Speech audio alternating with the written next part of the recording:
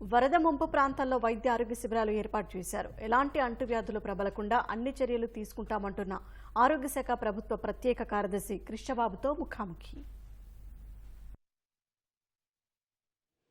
వరద ముంపు ప్రాంతాల్లో వరద నీరు భారీగా తగ్గింది. ప్రస్తుతం సహాయక చర్యలతో పాటుగా వైద్య సహాయం కూడా అందరికీ అందుతుంది. ఎక్కడైతే వరద ముంపు ప్రాంతాలు ఉన్నాయో అక్కడ అదేవిధంగా నగరంలో కూడా చాలా చోట్ల వైద్య శిబిరాలు ఏర్పాటు చేసి వైద్య చికిత్సలు అందిస్తూ ఉన్నారు. అదేవిధంగా అత్యవసరమైనటువంటి వారికి అంబులెన్స్లు ఏర్పాటు చేసి వారికి కూడా చికిత్స అందే విధంగా అన్ని ఏర్పాట్లు చేశారు. అయితే దీనిపైన అసలు ఏ విధంగా ఈ వైద్య శిబిరాలు అదేవిధంగా హెల్త్ క్యాంపులు వైద్య చికిత్స అందుతుందో తెలిపేందుకు మనతోటి ప్రత్యేక ప్రధాన కార్యదర్శి హెల్త్ ప్రత్యేక ప్రధాన కార్యదర్శి కృష్ణబాబు ఉన్నారు. వారిని అడిగి పూర్తి వివరాలు తెలుసుకుందాం. చెప్పండి సార్, వరద ప్రాంతాల్లో క్యాంపులు ఎక్కడెక్కడ ఏర్పాటు చేశారు, ఎట్లాగా వైద్య చికిత్స జరుగుతుంది? మనకి ఓవరాల్గా విజయవాడ నగరంలో 32 వార్డ్స్లో అలాగే ఒక 149 వార్డ్ సచివాలయం పరిధిలో ఈ ఫ్లడ్ వాటర్స్ మెరూనింగ్ మనం చూసాము. అలాగే ఒక 5 విలేజెస్లో రూరల్ ఏరియాస్లో మనం ఫ్లడ్డింగ్ చూసాము. సో దీన్ని దృష్టిలో పెట్టుకుని మనం ఇమీడియట్గా బికాస్ ఫ్లడ్ ఉన్నప్పుడు ఫ్లడ్ మాకు ఆల్మోస్ట్ ఉన్న 27 అర్బన్ ప్రైమరీ హెల్త్ సెంటర్స్లో ఆల్మోస్ట్ మేజర్ పార్ట్ ఇనాండేట్ అయినాయి. అందుకని అక్కడ ఇమీడియట్గా మనం సర్వీసెస్ స్టార్ట్ చేయలేం కాబట్టి మన మొబైల్ మెడికల్ యూనిట్ 104 ఏదైతే ఉపయోగిస్తామో మొబైల్ మెడికల్ యూనిట్స్ని మనం డిప్లాయ్ చేసి ఎక్కడైతే నీళ్లు ఎక్కడ వరకు వెహికల్ వెళ్ళగలదో అక్కడ పెట్టి ప్రజలకి ఆ ఏరియా ప్రజలకు అక్కడ వైద్య సేవలు అందుబాటులో పెట్టేటట్టు మనం చేశాము. ఇప్పుడు మనం ఫ్లడ్ రిసీడ్ అవుతున్న కొందికి ఈ యూపీహెచ్సిస్ మనం దాన్ని ఓపెన్ చేస్తున్నాము. అలాగే మొబైల్ మెడికల్ యూనిట్స్ని చేస్తున్నాము. అలాగే స్టేషనరీ అక్కడ ఏదన్నా బిల్డింగ్స్ కమ్యూనిటీ హాల్స్ అలా ఉన్న బిల్డింగ్స్ని తీసుకుని అక్కడ కూడా మొబైల్ క్యాంప్స్ అంటే మనం మెడికల్ క్యాంప్స్ పెడుతున్నాము. సో ఇప్పుడు యాజ్ ఆన్ టుడే ఈరోజు మనం చూస్తే కనుక 80 మెడికల్ క్యాంప్స్ మనం ఇప్పుడు ఈ ఫ్లడ్ ఎఫెక్టెడ్ ప్రాంతాల్లో మనం పెట్టడం జరిగింది.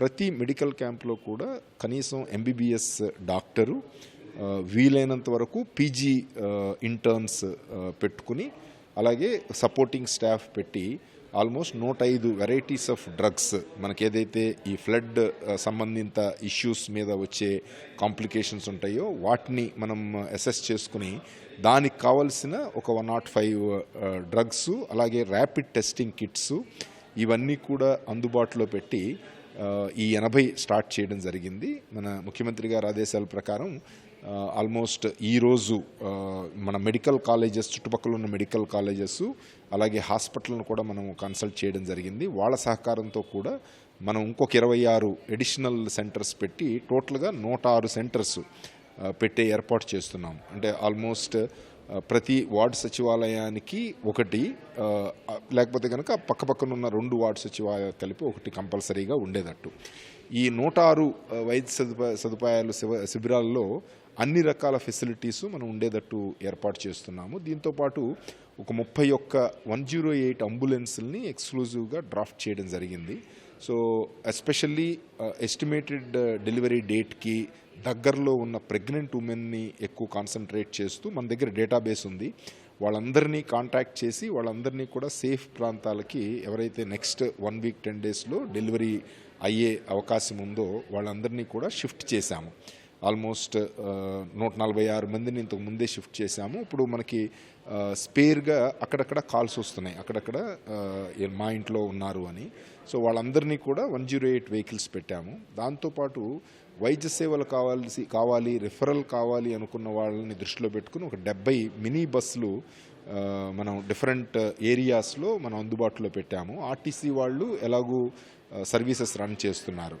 సో వీటన్నిటితో ఏంటంటే మనం ఎవరైతే మెడికల్ సర్వీసెస్ కావాలో వాళ్ళందరికీ ఇబ్బంది లేకోకుండా ప్రైమరీ సర్వీసెస్ అయితే కనుక హెల్త్ క్యాంప్స్లోను కొంత ఏదైనా రిఫరల్ కావాలి అంటే కనుక మనకి గవర్నమెంట్ జనరల్ హాస్పిటల్ కానీ లేకపోతే మన NTR వైద్య సేవలో నెట్వర్క్ హాస్పిటల్స్ కానీ వెళ్ళేటట్టు ఏర్పాటు చేశాము.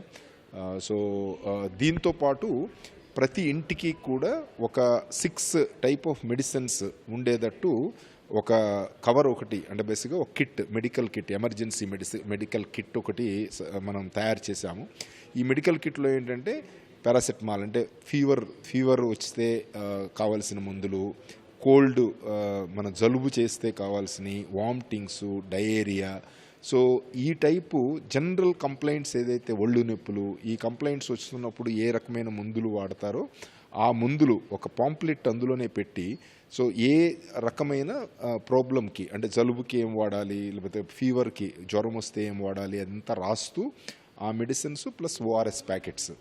సో ఓఆర్ఎస్ ప్యాకెట్స్ కూడా ఏదైనా డీహైడ్రేషన్ అయ్యే ఛాన్స్ ఉంటుంది కాబట్టి ఓఆర్ఎస్ ప్యాకెట్స్ కూడా దాంతోపాటు సప్లై చేస్తున్నాం. అలాగే డూస్ అండ్ డోంట్స్ అంటే ఈరోజు మనం చూస్తే కనుక ప్రతి ఇంటింటికి ఏఎన్ఎంస్ వెళ్ళి డూస్ అండ్ డోంట్స్ ఒక పాంప్లెట్ ఏమి చేయాలి ఏమి చేయకూడదు అంటే కాచి చల్లార్చిన నీరుని కంపల్సరీగా కొన్ని రోజులు అంటే అన్ని రోజులు అలా చేస్తే మంచిది. అట్లీస్ట్ ఇప్పుడున్న పరిస్థితిని బట్టి వాటర్ కంటామినేషన్ ఉంటుంది, ఫుడ్ కంటామినేషన్ ఉంటుంది కాబట్టి దాని మీద హ్యాండ్ హైజీన్ మీద కానీ, అలాగే మంచినీళ్ళు వాడేటప్పుడు తీసుకోవాల్సిన జాగ్రత్తలు కానీ, సో అలాగే ఓపెన్ డెఫికేషను ఇలాంటి ఇష్యూస్ మీద ఏది చేయొచ్చు ఏది చేయకూడదు అనే దాని మీద క్లియర్గా ఒక పాంప్లెట్ డిజైన్ చేసి ప్రతి ఇంటికి పాంప్లెట్ ఎమర్జెన్సీ మెడికల్ కిట్టు ఇచ్చే ఏర్పాటు చేస్తున్నాం. సో అట్లీస్ట్ ప్రజలకి చిన్న ఇష్యూస్కి దూరం హాస్పిటల్కి రావాల్సిన లేకపోతే వైద్య శిబిరం రావాల్సిన అవసరం లేకోకుండా ఏదైనా ఇష్యూ ఉన్నప్పుడు డెఫినెట్గా వీళ్ళన్నీ కూడా అందుబాటులో ఉంటాయి. అయితే ప్రస్తుతం వరద నీరు చాలా ప్రాంతాల్లో తగ్గుతుంది. ఈ అంటువ్యాధులు ప్రభావితం అయ్యే అవకాశాలు చాలా ఎక్కువగా ఉంటాయి. అంటే ఈ అంటువ్యాధుల మీద వాళ్ళకి అవగాహన కానీ, అదేవిధంగా దీనికి సంబంధించి ప్రత్యేకంగా ఏమైనా చర్యలు ఇప్పుడు అందుకనే ఇప్పుడు కంట్రోల్ రూమ్లో మున్సిపల్ సిబ్బంది, మున్సిపల్ డిపార్ట్మెంటు, అలాగే ఎలక్ట్రిసిటీ డిపార్ట్మెంటు, మన మిగతా ట్రాన్స్పోర్ట్ డిపార్ట్మెంట్ కానివ్వండి, అన్ని డిపార్ట్మెంట్కి సంబంధించిన అధికారులు ఇక్కడే కూర్చున్నాము. సో ఇప్పుడు బేసిక్గా శానిటేషన్, ఇప్పుడు ఇంటెన్సివ్ శానిటేషన్ ఆల్మోస్ట్ ఇప్పుడు 149 వార్డ్స్లో ఆల్మోస్ట్ ఈరోజు మనం చూస్తే కనుక వాటరు పూర్తిగా వెళ్ళిపోయిన ఏరియాస్లో ఆల్మోస్ట్ ఒక 55 సచివాలయాలు ఈరోజు కంప్లీట్గా శానిటేషన్ 100% చేసేటట్టు ఆల్మోస్ట్ మోర్ దాన్ 5,000 స్టాఫ్ని మనం పెట్టడం జరిగింది. 200 ట్రాక్టర్స్ని పెట్టడం జరిగింది. సో అవి మున్సిపల్ డిపార్ట్మెంట్ తరపు నుంచి, కార్పొరేషన్ తరపు నుంచి టేకప్ చేస్తున్నారు. సో టోటల్గా 96 వార్డ్స్లో మనకు వాటర్ రిసీడ్ అయింది. ఈ 96 వార్డ్స్లో మనం అంటే వార్డ్ సెక్రటేరియట్స్ పరిధిలో అది ఈరోజు మనం ఇంటెన్సివ్ క్యాంపెయిన్ చేస్తున్నాం. దాంతోపాటు రోడ్స్ క్లీన్ చేయడానికి కానీ, హౌసెస్ క్లీన్ చేయడానికి కానీ fire tenders almost 100 fire tenders మనం పెట్టడం జరిగింది. అలాగే ఈ సుమారు ఇంకొక 100 వరకు మనం పంప్స్ అంటే ఏదైనా వాటర్ డీవాటరింగ్ చేయడానికి వాటికి పంప్స్ ఫైర్ డిపార్ట్మెంట్ తరపు నుంచి మనం కోఆర్డినేట్ చేసి పెట్టడం జరిగింది. సో వాళ్ళు ఇదంతా క్లీన్ చేసి బ్లీచింగ్ పౌడరు అదంతా కూడా డిస్ఇన్ఫెక్టెంట్స్ అన్నీ యూజ్ చేసి అవి చేసేటట్టు ఏర్పాటు చేశాము. ఈరోజు ఆల్మోస్ట్ మనం వాటర్ సప్లై పరంగా చూస్తే కనుక టోటల్ మనకున్న కనెక్షన్స్లో టోటల్గా మనం 1,29,000 కనెక్షన్స్ ఉన్నాయి మన సిటీలో, ఆ పర్టికులర్ ఎఫెక్టెడ్ ఏరియాలో.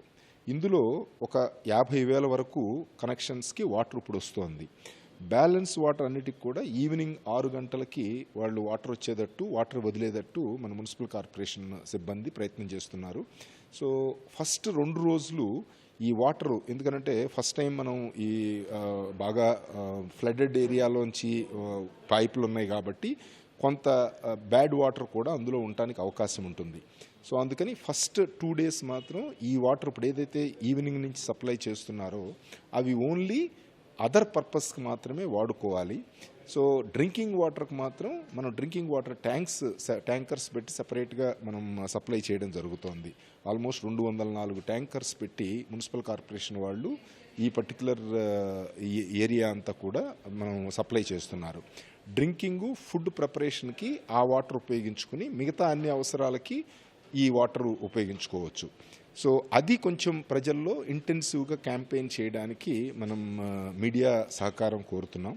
సో ఇది స్ట్రీమ్ లైన్ అయితే కనుక ఫుడ్, వాటరు స్ట్రీమ్ లైన్ అయితే కనుక ఆటోమేటిక్గా మిగతా ఇష్యూస్ మనం ఈజీగా మేనేజ్ చేయడానికి అవకాశం ఉంటుంది.